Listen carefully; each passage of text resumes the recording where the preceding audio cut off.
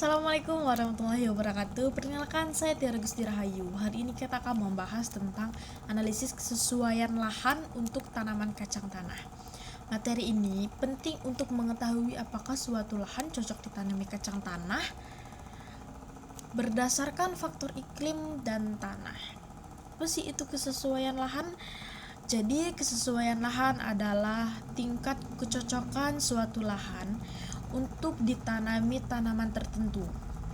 Jadi penilaian ini dilakukan dengan membandingkan syarat tumbuh tanaman dengan kondisi lahan yang aktual. Keterangan kelasnya itu ada 3. Yang pertama, S1 sangat sesuai, S2 cukup sesuai, dan S3 itu sesuai marginal. Terus kacang tanah merupakan tanaman palawija yang tumbuh optimal pada suhu sedang, tanah gembur, pH netral, serta tidak tahan dengan genangan air. Syaratnya itu suhunya 20-30 derajat Celcius, curah hujan 800-1200 mm per tahun. Tanahnya itu berpasir atau lempung berpasir, pH tanah 5,5-7,0.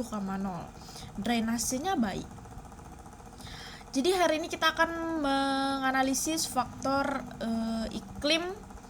Yang pertama itu ada temperatur 22 derajat Celcius, itu kenanya di S1. Temperatur rata-rata lokasi adalah 22 derajat Celcius. Suhu ini sangat sesuai untuk kacang tanah karena mendukung pertumbuhan vegetatif dan membentuk polong. Curah hujannya itu ada di 1550 mm per tahun, itu kenanya di S3. Curah hujan tergolong tinggi. Kondisi ini menjadi pembatas karena kacang tanah tidak tahan kelebihan air, terutama saat fase pembungaan. Yang ketiga itu ada kelembapan udara, itu ada 80%, jadi S2. Kelembapan cukup tinggi sehingga berpotensi memicu penyakit jamur. Visual, grafik hujan, ilustrasi tanaman terkena jamur.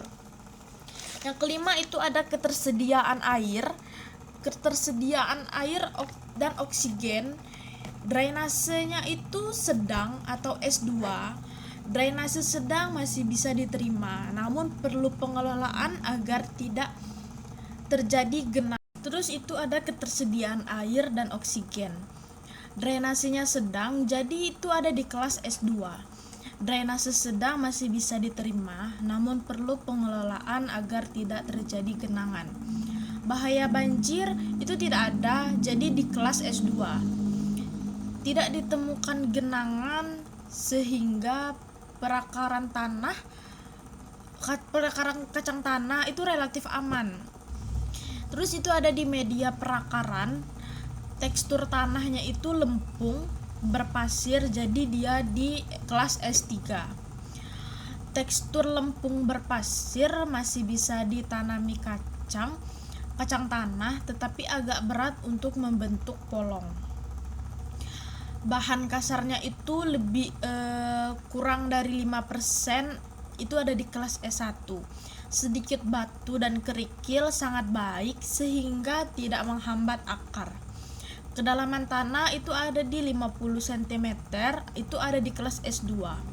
Kedalaman ini cukup untuk pertumbuhan akar dan pembentukan polong. Bukan gambut, itu ada di kelas S1. Tanah mineral lebih cocok dibandingkan tanah gambut. Referensi hara itu KTK 12 ME per 100 gram. Itu ada di kelas S2. KTK sedang menunjukkan tanah mampu menahan unsur hara, namun masih perlu pemupukan. Untuk kejenuhan basah ada di 93% di kelas S2. Menunjukkan ketersediaan unsur hara basah cukup baik. pH tanah ada di 6,0 di kelas S1. pH tanah sangat ideal untuk kacang tanah. C organik ada di 0,8%, ada di S2. Kandungan bahan organik rendah sehingga perlu penambahan kompos. Terus itu ada bahaya erosi. Lereng 8-15% ada di kelas S2. Lereng sedang masih bisa dimanfaatkan dengan teknik konservasi. Bahaya erosi itu ada di kelas S2.